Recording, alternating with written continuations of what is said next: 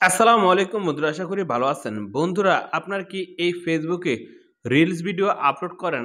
আপনার reels video যদি viral না হয়, তাহলে ছোট্ট একটা সিলিং দেখিয়ে দিব।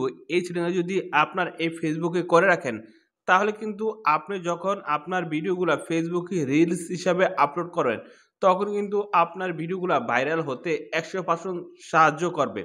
মানে ১০০% কিন্তু সাহায্য করবে যখনই আপনি এই ফেসবুকে রিলস ভিডিও আপলোড করবেন। এখন আপনি কিভাবে আপনার ফেসবুকে এই সেটিংসটা এনেবল করবেন? আপনি যদি এই সেটিংসটা এনেবল করতে চান, এই ভিডিওতে একটা লাইক করে দিবেন। তো আপনারা দেখছেন অ্যান্ড্রয়েড টেক স্টুডিও আমিরাতি শরীফ। আসুন বন্ধুরা, বেশি না করে শুরু করা আজকের মূল ভিডিওটা। আপনি যদি এই কাজটা শিখতে চান, অবশ্যই এই ভিডিওতে একটা লাইক করে দিবেন এখান থেকে। তারপর এখানে দেখেন সাবস্ক্রাইব লেখা আছে। এই সাবস্ক্রাইব লেখার উপরে একটা ক্লিক করে দিবেন। আপনি যখনই এখান থেকে সাবস্ক্রাইব লেখার উপরে ক্লিক করে দিবেন, আমরা যখন নিত্য নতুন ভিডিও আপলোড করব, সবার আগে কিন্তু আপনার ফোনে চলে যাবে।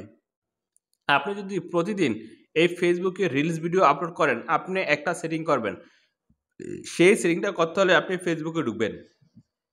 তারপরে এখানে দেখেন প্রোফাইল, এই প্রোফাইলে ঢুকবেন। তারপরে এখানে দেখেন সেটিং, এই সেটিংসে আসবেন।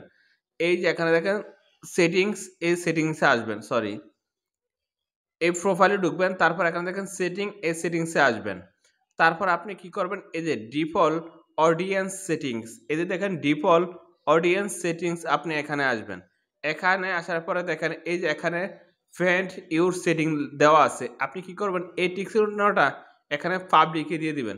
যখনই আপনি এখানে পাবলিকে দিয়ে নেক্সট এ করে ক্লিক করে দিবেন, তারপরে এখানে কমপ্লিট দেখেন, এই কমপ্লিটে চাপ দিয়ে দিবেন। তারপর এখানে ডান, এই ডানে দিয়ে দিবেন। তারপরে কি হবে? এই যে ডিফল্ট অডিয়েন্স সেটিংস এ আপনি যখন ঢুকবেন, তখন কিন্তু দেখবেন এটা পাবলিক হয়ে গেছে। মানে এই টিক মার্কটা যদি আপনার ফ্রেন্ডে থাকে, আপনি যখনই ফেসবুকে রিলস ভিডিও আপলোড করেন, আপনার ফ্রেন্ডরা বা আপনার বন্ধু-বান্ধবরা কখনো আপনার ভিডিও দেখবে না।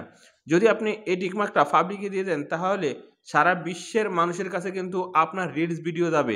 সেই ক্ষেত্রে কিন্তু সবাই আপনার ভিডিও দেখবে। আর আপনার ফেসবুকে যে ফ্রেন্ডরা আছে, তারা কখনোই আপনার নিজের রিলস ভিডিও দেখবে না। যদি আপনি এটা পাবলিক করে দেন, তাহলে সারা বিশ্বের ফেসবুক অডিয়েন্স কিন্তু আপনার ভিডিওটা দেখবে। সেক্ষেত্রে আপনি ডিসাইড করবেন এটা কি পাবলিক রাখবেন না ফ্রেন্ড রাখবেন। তো আজকের ভিডিও এই পর্যন্তই। সেরকম ভালো থাকুন। আল্লাহ হাফেজ।